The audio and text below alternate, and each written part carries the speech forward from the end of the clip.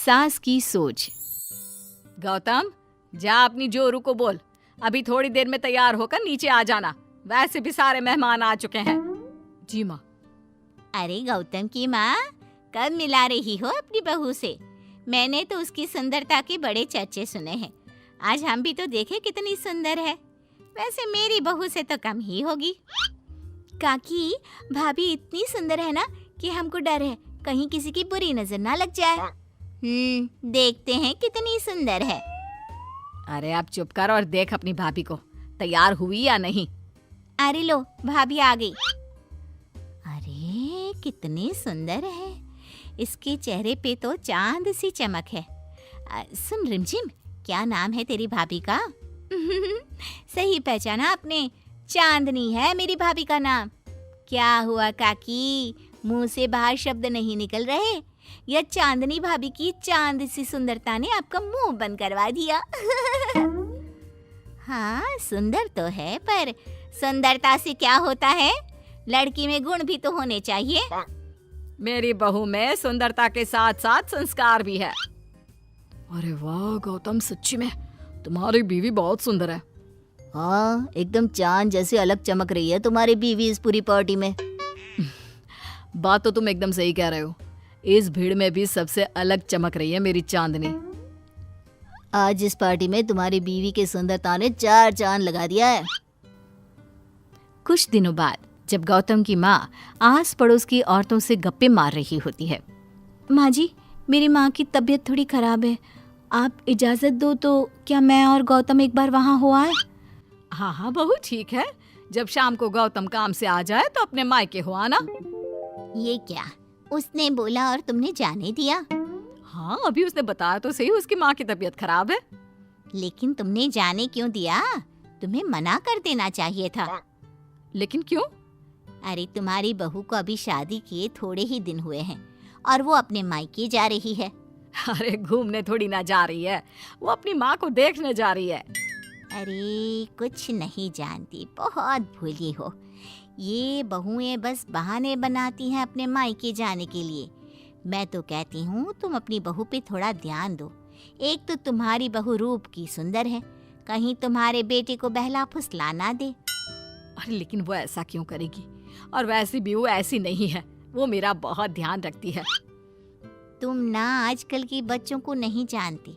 शुरू में ये सास की सेवा करना, परिवार का ख्याल रखना बहुत अच्छे से जानती है, और पीठ पीछे अपने पतियों को परिवार से अलग होने की सलाह देती रहती है।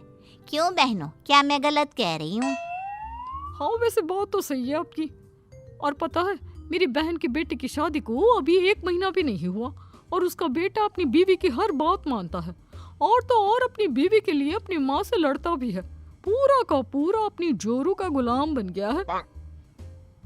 तुम्हारी बहू वैसे भी इतनी सुंदर है, ऊपर से पढ़ी लिखी भी है, और आजकल की पढ़ी लिखी लड़कियां अपने पति को चिकनी चुपड़ी बातों में फंसाकर अपना काम निकलवाना जानती है। हाँ अरे हाँ, पर मेरी बहू चांदनी समझदार है। हाँ यही तो बात है, तुम किसी के चेहरे पे देखकर उसके दिमाग में क्या चल रहा है वो थोड़ी ना बता सकती हो। और हाँ, अपनी बहू के चांद से सुंदर चेहरे को देखकर धोखा मत खा जाना। अरे जरूरी थोड़ी ना है जो इंसान चेहरे से सुंदर हो वो मन से भी सुंदर हो, क्योंकि चांद पे भी तो दाग होते हैं। थोड़ी देर बाद सभी अपने अपने घर चले जाते हैं। शाम को चांदनी और गौतम घर आते हैं। और बहू, माँ को देखाई? जी माँ जी, अब थोड़ा ठीक है। बहू, अब तुम्हारा घूमना फिरना हो गया हो तो घर के कामों में मेरा हाथ बटाओ। जी माँ जी। मेरा ये घुटनों का दर्द कभी भी शुरू हो जाता है। बहू, लगता है आज सारा काम तुझी को करना होगा। कोई बात नहीं माँ जी, काम ही तो है, काम तो होता रहेगा। आप पहले अपना ख्याल रखिए। ठीक है, अब तो इतना बोल ही रही है तो मैं अपने कमरे में आराम करने जा रही हूँ। अगले दिन सुबह जब गौतम ऑफिस के लिए निकल रहा होता है। माँ, अब कैसा है तुम्हारे घुटनों का दर्द? ज्यादा तो नहीं हो रहा? नहीं तो शाम को चांदनी आपको डॉक्टर के पास दिखाएगी। तुझे किसने बताया? बहू ने इतनी जल्दी तेरे पास मेरी चुगली भी कर दी? माँ माँ चुगली नहीं, उसे आपकी चिंता है इसलिए उसने मुझे बताया। उसे डर था कहीं आपका दर्द बढ़ ना जाए। थोड़ी देर बाद चांदनी वहाँ आती है। माँ जी, मैं सोच रही थी हम लोगों को अब किसी दूसरे घर में शिफ्ट हो जाना चाहिए। लेकिन क्यों? और अचानक से तुम्हें ये ख्याल क्यों आया? वो माँ जी, मेरी एक सहेली अपना घर बेच रही है और उसका घर गौतम के ऑफिस के पास पड़ता है। और देखिए ना, गौतम को यहाँ से ऑफिस कितना दूर पड़ता है और आपके लिए भी बाजार दूर पड़ता है। अगर हम वो घर खरीद लेते हैं तो हमारा कितना फ़ायदा है। गौतम को ऑफिस के लिए दूर नहीं जाना पड़ेगा और आपको जब शॉपिंग जाने का मन करे आप जा सकती हो। ऊपर से वो मेरी दोस्त है तो वो हमें घर थोड़े कम दाम में भी बेचेगी। हाँ, बात तो तुम सही कह रही हो। कोई जरूरत नहीं है घर बदलने की। और तू क्या अपनी बीवी के हाँ में हाँ मिला रहा है? लेकिन माँ, मैंने एक बार बोल दिया ना, तो बस अब इसके बारे में कोई बात नहीं होगी। और ये कहते हुए वो अपने कमरे में चली जाती है। चांदनी भी उनके पीछे पीछे चली जाती है। क्या हुआ माँ जी? मैं कुछ दिनों से देख रही हूँ आप कुछ अजीब सा बर्ताव कर रही हैं। क्या अजीब सा? ऐसा ही तो करती हूँ। अगर तू मुझसे घर के बारे में बात करने आई है तो पहले ही कह देती हूँ, बिल्कुल नहीं। नहीं माँ जी, घर के बारे में बात करने नहीं आई। माँ जी, मुझसे कोई गलती हो गई है क्या? अगर कोई गलती की है तो डांट दीजिए, बात कीजिए, पर माँ जी ऐसा व्यवहार मत कीजिए। मैं बिल्कुल बुरा नहीं मानूंगी। और अगर आप अभी बताना नहीं चाहती तो आपका जब मन करे बता देना। मैं बस इतना ही कहने आई थी। कहीं मैं आस पड़ोस की औरतों की बातों में आके अपनी बहू के साथ गलत तो नहीं कर रही? और वैसे भी वो सही तो बोल रही थी। उसने मेरे और गौतम के बारे में ही तो सोचा। वो हमारे बारे में इतना सोच रही है और मैं दूसरों की बातों में आकर उस पर शक कर रही हूँ। कुछ दिनों बाद काकी गौतम के घर गौतम की माँ से मिलने आती है। और गौतम की माँ, कैसी हो? मैंने सुना तुम घर बदल रही हो। हाँ, वो वहाँ से गौतम का ऑफिस पास पड़ता है ना, वहाँ की तरफ ज्यादा सुविधाएं भी है। लेकिन इतनी जल्दी तुमने घर कैसे ढूंढा? किसने बताया? मुझे भी बताओ, मुझे भी अपना घर बदलना था। ये चांदनी का आइडिया था, उसी ने घर ढूंढा। देखा, मैंने कहा था ना, इसने अभी से अलग घर ढूंढना भी शुरू कर दिया। देखो, इसमें मेरी भी रजामंदी है। और तुम क्या मेरी बहू की जासूसी करने यहाँ आती हो या मेरा हाल चाल पूछने? मैं तो बस। और एक बात मेरी ध्यान से सुन लो, मेरी बहू भी सुंदर है, उसका मन भी उसी की तरह सुंदर है।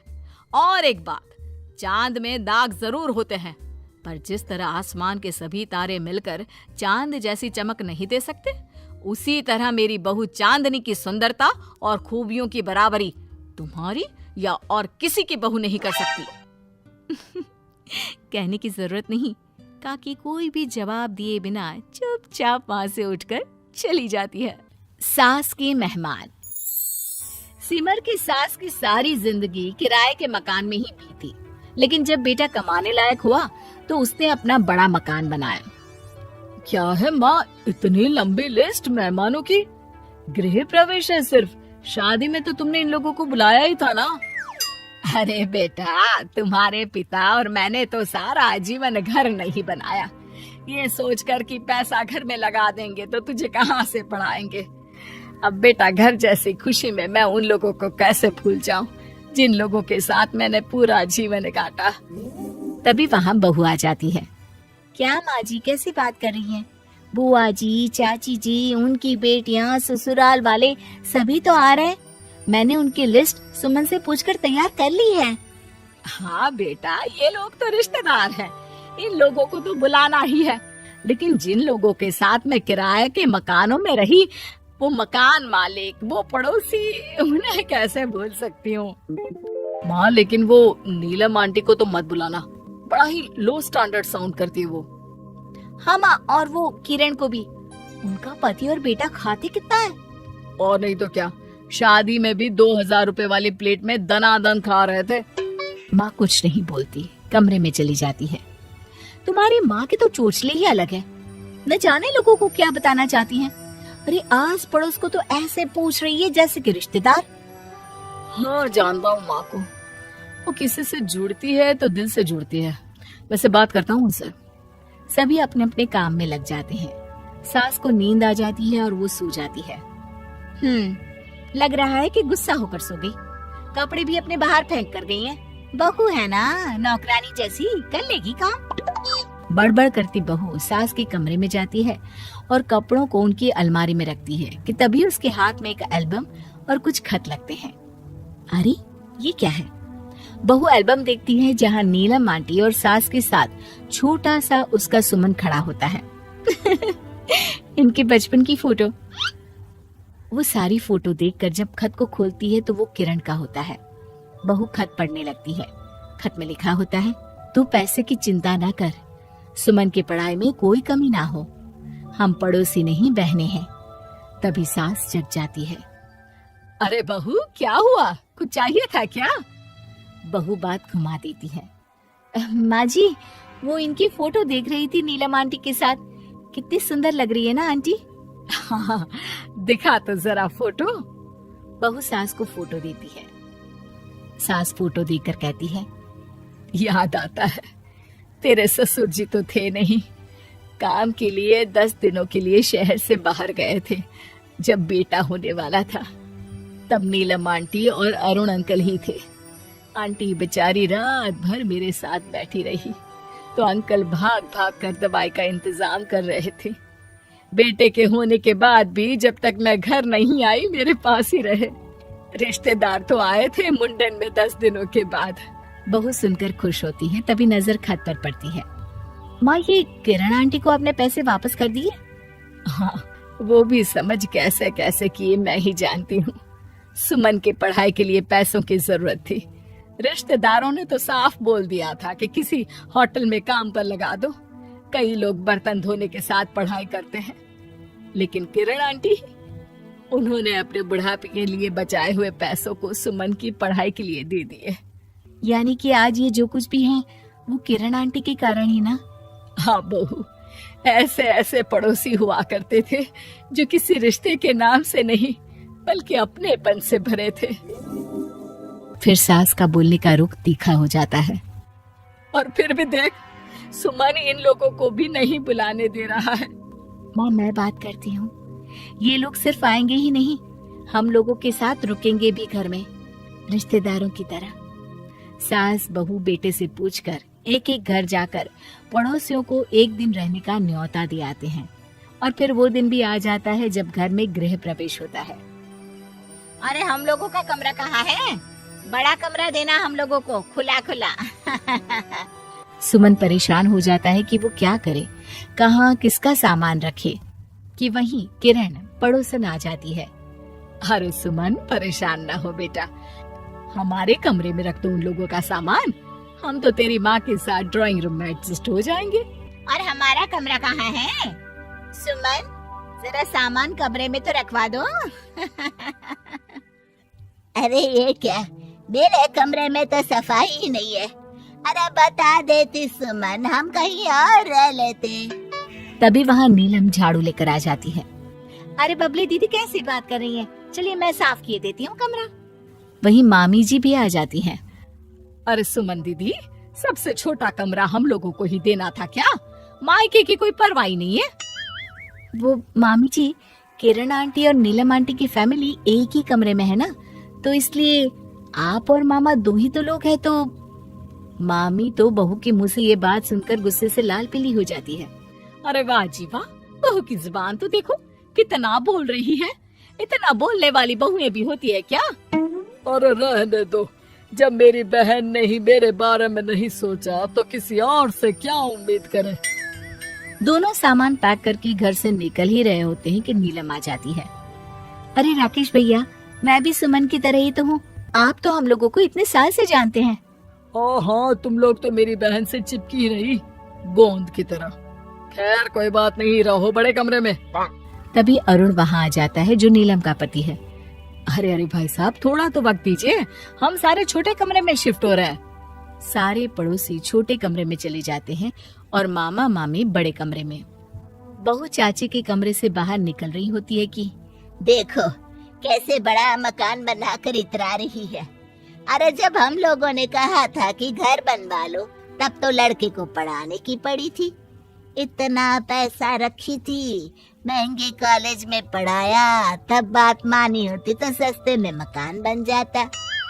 बहू आगे जाती है जहाँ दोनों पड़ोसन भी आपस में बात कर रही थी।